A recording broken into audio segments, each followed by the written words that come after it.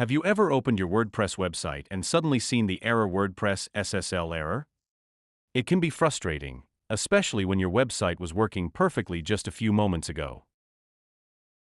This happened to one of my websites, so the first thing I did was log into my hosting panel and check the SSL certificate.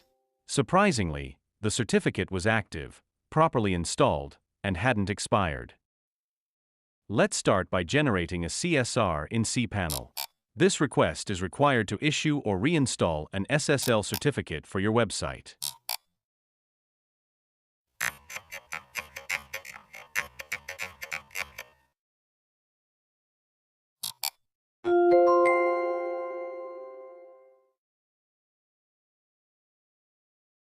Since the SSL certificate was fine, I contacted my hosting provider. After checking the server, they found that the SSL certificate wasn't properly configured on the hosting server. The support team reconfigured the SSL certificate, linked it correctly to my domain, and restored the secure HTTPS connection.